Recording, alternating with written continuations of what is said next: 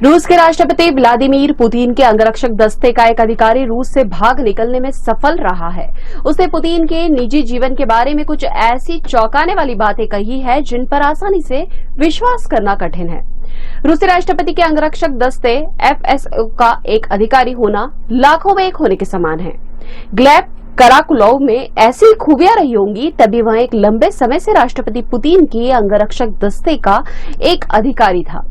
इस दस्ते के सदस्यों को आदेश मिलने पर गोपनीय, रक्षात्मक या जासूसी गतिविधियों में भी हिस्सा लेना पड़ता है। ग्लेब कराकुलोव ने 2014 में रूस को त्याग चुके और 2015 से लंदन में रह रहे धन कुबेर मिखाइल खोदोरकोविस्की द्वारा वित्त पोषित लंदन के डोजियर सेंटर को एक लंबा चौड़ा इंटरव्यू दिया है। उसका कहना है कि पुतिन वैसे तो अपनी आयु के अन्य लोगों की अपेक्षा कहीं स्वस्थ और ठीक ठाक है, पर उन्हें हर समय किसी बीमारी का संक्रमण लग जाने का या अपने ऊपर हमला हो जाने का डर लगा रहता है। इसलिए वे अपने साथ कोई सेल फोन वगैरह नहीं रखते, अपनी यात्राओं के भ्रामक आभास देते हैं और केवल ऐसे लोगों से मिलते हैं जो पहले क्वारंटाइन में रह चुके हैं। कुछ ही महीने पहले पलायन किया अपने बारे में कराकुलाव का कहना है कि वह अपनी पत्नी और बेटी के साथ 2022 की शरद ऋतु में कजाकिस्तान होता हुआ तुर्की में इस्तांबुल पहुंचा। वह स्पष्ट रूप से सर्वोच्च रैंकिंग वाला अब तक का एक ऐसा दल बदलू है जिसने यूक्रेन के खिलाफ रूस के युद्ध के कारण अपनी नौकरी और देश का परित्याग कर दिया। लंदन के डोजियर सेंटर ने इस बात की पुष्टि की है कि कराकुलाव पुतिन के अंगरक्षक दस्ते का सदस्य रहा है।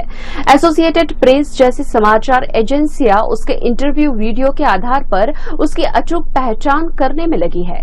प्रमुख यूरोपीय पत्र पत्रिकाओं का भी कहना है कि उसकी कुछ बातें चौंकाने वाली जरूर है, पर अधिकतर बातें विश्वसनीय लगती है। तब भी उसकी बातों और पहचान के सत्यापन के लिए आवश्यक सारे प्रयास किए जा रहे हैं। कराकुलाव का कहना है कि यूक्रेन जैसे एक संप्रभु देश के क्षेत्र पर आक्रमण समझ से परे है। उसके लिए पुतिन एक युद्ध अपराधी है। वे आक्रामक युद्ध, आतंकवाद और यूक्रेनी लोगों के खिलाफ नरसंहार के लिए जिम्मेदार है। रूसी राष्ट्रपति को दुनिया से कट गया बताते हुए वह कहता है, पुतिन पिछले कुछ वर्षों से एक सूचना रोधी ककून में रह रहे हैं। वह अपना अधिकांश समय उन आवासों में बिताते हैं जिन्हें मीडिया उचित ही बंकर कहता है। उन्हें किसी रोगी की तरह अपने जीवन के लिए खतरे का डर सता रहा है। कराकुलाव ने वे सावधानियां भी गिनाई हैं जो राष्ट्रपति पुतिन अपनी सुरक्षा के लिए कर रहे हैं। वे न तो इंटरनेट का उपयोग करते हैं और न ही मोबाइल फोन का, केवल अपने निकटतम लोगों की मंडलियों से ही अपनी जानकारी जुटाते हैं। उनके संपर्क में आने वाले हर व्यक्ति को उनके पास आने से पहले 2 सप्ताह तक सबसे अलग थलग रखा होना चाहिए, भले ही बातचीत केवल 20 मिनट ही चले। उनके सभी करीबी नियमित जांच से गुजरते हैं और दिन में कई बार कोरोना का पीसीआर टेस्ट करवाते हैं। कराकुलाव के शब्दों में, मुझे पता नहीं क्यों, शायद अपने स्वास्थ्य के बारे में वे बहुत चिंतित रहते हैं। अपने स्वास्थ्य के प्रति राष्ट्रपति पुतिन की अतिरंजित चिंता के बावजूद इस अंगरक्षक अधिकारी ने उनके बीमार होने की अफवाहों की पुष्टि नहीं की। उसने कहा कि वे अपनी उम्र के कई लोगों की तुलना में बेहतर स्वास्थ्य वाले हैं। उनका हर साल मेडिकल चेकअप होता है।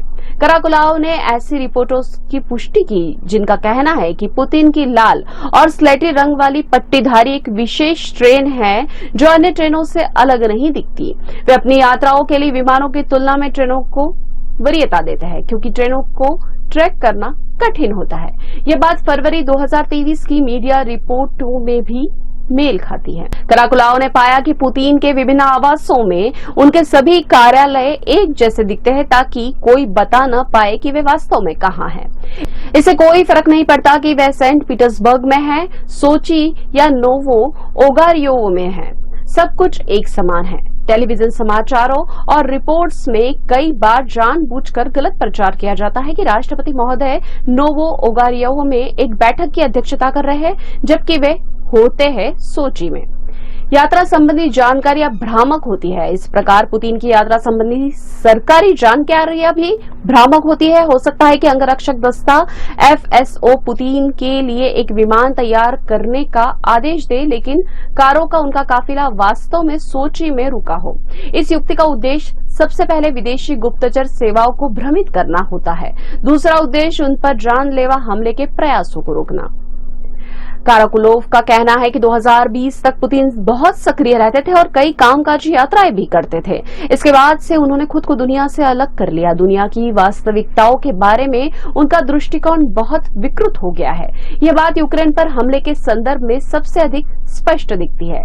21वीं सदी का एक ऐसा व्यक्ति जो दुनिया में होने वाली गतिविधियों को निष्पक्ष रूप से देखता है, कम से कम इतना दूरदर्शी तो होना ही चाहिए कि वह निकट भविष्य के बारे में सही अनुमान लगा सके और किसी युद्ध की अनुमति न दे। 2014 में क्रीमिया जाने पर हुआ पहला संदेह। रूसी राष्ट्रपति के अंगरक्षक दस्ते का यह अधिकारी 2009 से एफएसओ का हिस्सा था। उसका कहना है कि मार्च 2014 में क्रीमिया प्रायद्वीप की यात्रा के दौरान उसे पहला संदेह हुआ था।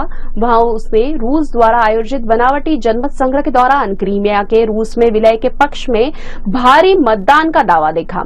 मुझे लोगों से पूछने का अवसर मिला कि क्या उन्होंने विलय का समर्थन किया है। क्या विलय का समर्थन वास्तव में 97% था। वहां की जनता में उसने खुद ऐसा कोई जोरदार उत्साह नहीं पाया था। उसने पाया कि जनता विलय के 50-50% पक्ष विपक्ष में बटी हुई थी।